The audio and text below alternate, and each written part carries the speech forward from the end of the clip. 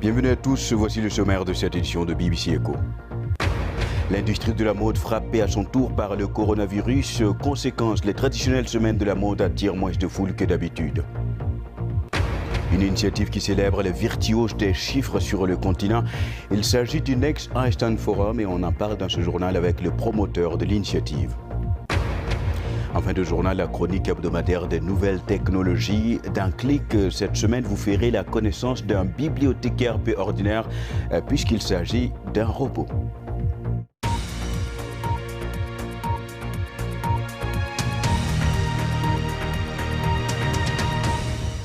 Bienvenue à tous. La Fashion Week de Paris s'est déroulée cette semaine et c'était sans la participation de centaines d'acteurs clés de l'industrie chinoise. Ils n'ont pas pu voyager en raison de l'épidémie du coronavirus. Pourtant, le chiffre d'affaires des marques de luxe dépend fortement du marché chinois, comme nous l'explique Marina Darras. Le week-end dernier, en Italie, lors de la Fashion Week de Milan, Giorgio Armani a dû présenter sa dernière collection féminine à huis clos. La Fashion Week rassemble à chaque événement quelques 25 000 professionnels qui repartent ensuite aux quatre coins du monde et risquent de transmettre le virus s'ils ont été contaminés au fil des défilés, des cocktails et des soirées. Je suis heureuse que Giorgio Armani ait décidé aujourd'hui avec la ligne Biagiotti, également Laura Biagiotti, de ne pas faire les défilés de la manière habituelle, mais de les faire à huis clos avec un flux direct. C'est une forme de respect pour tous. Après Milan, le monde de la mode s'est déplacé à Paris et une fois de plus, c'est le coronavirus et les risques de pandémie qui sont au centre des conversations. 6 créateurs chinois qui devaient venir à Paris ont été contraints de rester à l'écart. Mais ce qui est plus inquiétant encore, c'est l'absence d'influenceurs des réseaux sociaux comme Tao Liang, également connu sous le nom de Mr Bags, dont les recommandations sur les réseaux peuvent littéralement déclencher des millions de ventes. Sont également absents les acheteurs chinois qui seraient normalement très actifs dans les salons commerciaux qui se déroulent parallèlement au défilé de mode. Vous savez, la communauté de la mode chinoise est devenue une partie incroyablement importante de notre industrie. Et son absence ici, à la Semaine de la mode de Paris, est ressentie par tout le monde. Je pense que vous savez que la Chine est devenue non seulement un important consommateur de mode en tant que marché, mais aussi une partie très importante de la chaîne d'approvisionnement de la mode. Les grands opérateurs de luxe menés par les conglomérats français LVMH et Kering font preuve de ténacité. Ils diffusent autant que possible leurs spectacles en direct sur les réseaux sociaux chinois et espèrent ainsi stimuler le buzz à distance. Mais les perspectives sont sombres, les clients chinois ne se déplacent pas pour faire leurs achats et ils ne font pas non plus de shopping en ligne. Et comme l'a dit le directeur de LVMH, Bernard Arnault, si le virus dure 2 ou 3 mois, cela reste gérable. Mais s'il dure 2 ans, ce sera une toute autre histoire pour le monde de la mode. Et justement, à la Fashion Week de Paris, la top modèle britannique Naomi Campbell était la vedette du premier défilé parisien du Nigérian Kenneth Eze. Ce créateur de mode fait la part belle à l'écologie de la conception au processus de production, comme nous l'explique Claire Enemendi. Pour ses débuts à la Semaine de la mode, on peut dire que Kenneth Eze a frappé fort. Il a réussi l'exploit de faire défiler pour lui l'icône internationale de la mode, Naomi Campbell.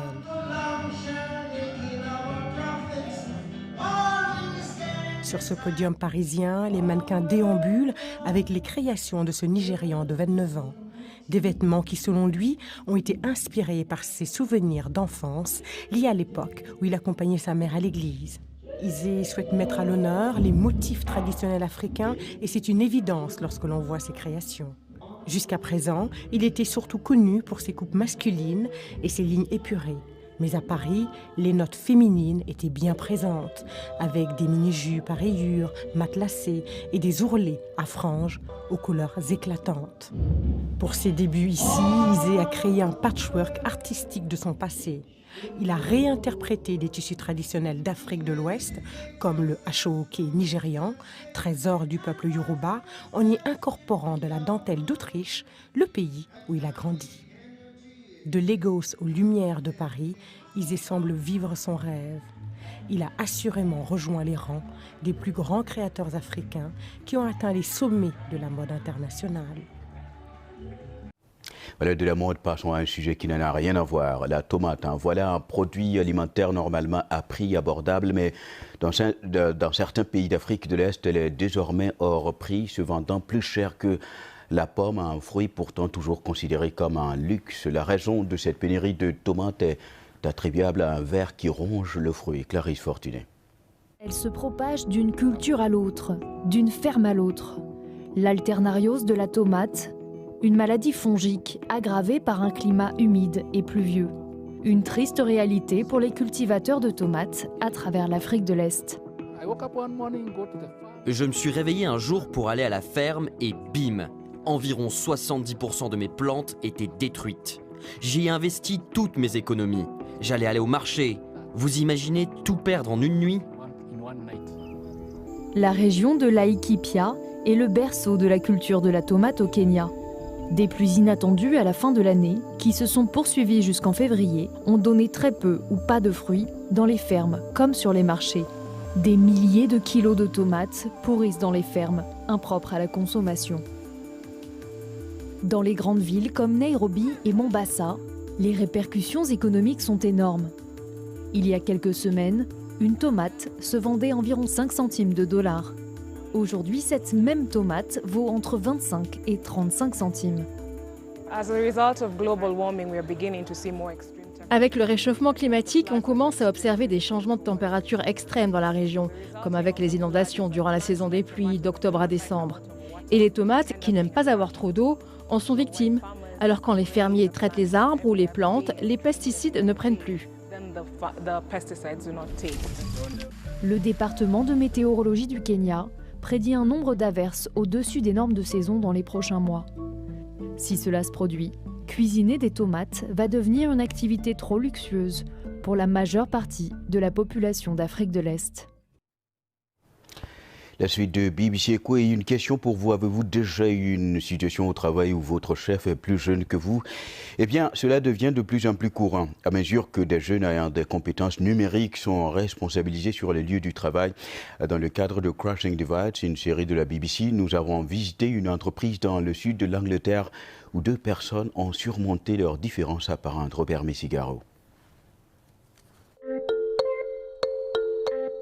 Comment vous sentiriez-vous si votre chef était beaucoup plus jeune que vous? Il est plus jeune que mon fils cadet. Je travaillais avant sa naissance. Il est important pour moi de reconnaître que je suis un jeune à un poste supérieur. Il est important de ne pas avoir un ego surdimensionné. Veiller au bon fonctionnement de sa boîte. Voilà la responsabilité de Theo Middleton, directeur des opérations. Il a 20 ans et vient d'être promu, tout juste sorti de l'école et d'un stage d'apprentissage. Théo préside les réunions et il est le premier point de contact pour les clients de cette agence marketing à Bournemouth. De nombreuses entreprises recrutent des jeunes pour leurs compétences sur les réseaux sociaux, mais peu sont promus aussi rapidement que Théo. Il était jeune et enthousiaste, mais aussi mature. Mais c'était un peu différent quand j'ai su que non seulement j'allais travailler à ses côtés, mais finalement, il allait en fait occuper un poste de direction au-dessus de moi.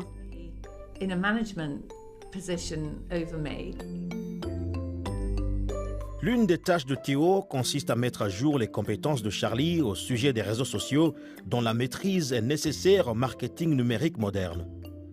La paire a construit une relation de travail solide. Ils disent que les clés pour franchir la fracture de l'âge au travail, ce sont le respect mutuel et la volonté d'apprendre l'un de l'autre. Charlie a beaucoup d'expérience dans beaucoup de domaines, donc j'apprends toujours des trucs et des astuces d'elle, surtout dans son travail dans le secteur caritatif. Vous pourriez être âgé parce que quelqu'un est trop jeune ou âgé parce que quelqu'un est trop vieux.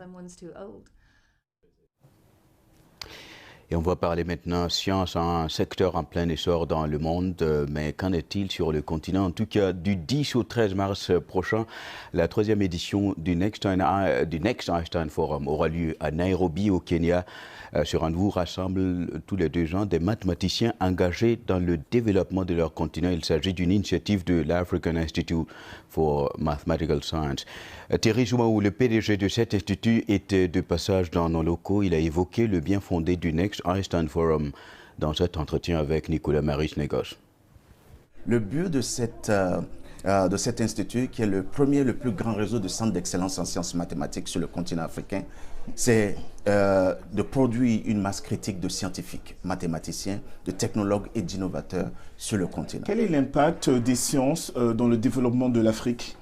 D'ici 5 ans, l'économie numérique va ajouter un revenu additionnel de 60 000 milliards de dollars au revenu mondial. L'Afrique doit pouvoir capter sa part de ce revenu. Mais l'Afrique ne peut le faire exactement qu'en formant des scientifiques. Est-ce que les gouvernements africains partagent votre point de vue? Est-ce qu'ils savent, est-ce qu'ils connaissent l'importance des sciences pour le développement des pays? Dans le domaine pharmaceutique, les sciences sont aussi là, les technologies sont là évidemment. Quand vous voyez, prenez l'exemple du continent africain, le continent africain, la carte génétique de notre continent est sans égale. Et pourtant, quand les nouveaux médicaments sont fabriqués, nos cartes génétiques ne sont pas prises en compte dans les tests cliniques. Donc, quand il y aura de plus en plus de scientifiques africains qui apportent leur part à l'édifice dans les recherches, dans les tests cliniques, là, nous allons comprendre un peu plus, adapter certains produits, certains traitements à la carte génétique des Africains.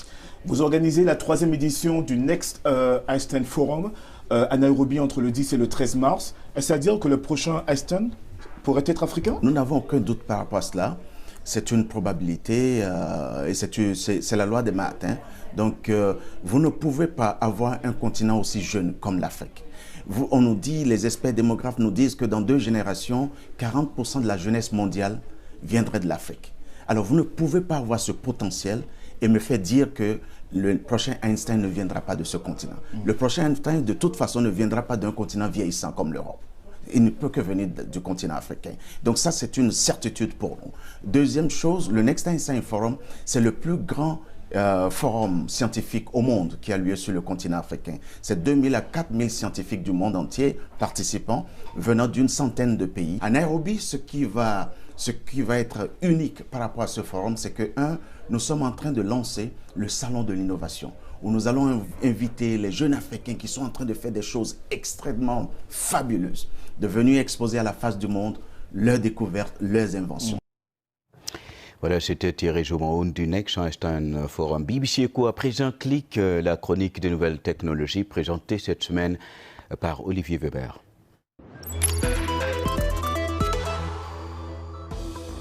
Les inquiétudes concernant le coronavirus ont raboté de quelques 238 milliards de dollars la valeur des actions des 5 plus grandes entreprises technologiques américaines au début de la semaine.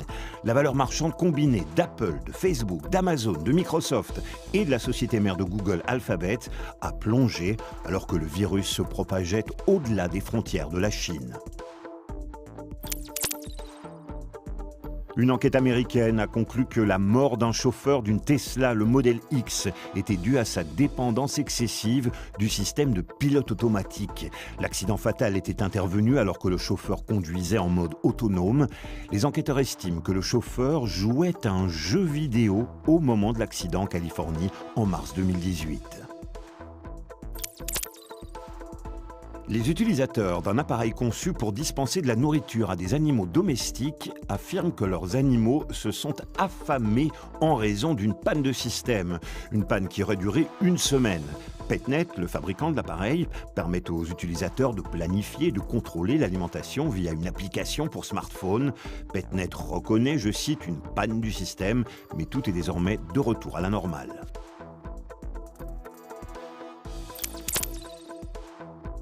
Et que Que diriez-vous de rechercher un livre avec l'aide d'un bibliothécaire robotique autonome? Eh bien, un bot appelé AroundBee vous permettra de faire exactement cela. Il oriente les usagers vers les livres qu'ils recherchent et les transporte quand ils ont fait leur choix. Malheureusement, AroundBee n'a pas le genre de taille qui lui permettrait d'atteindre le haut de l'étagère.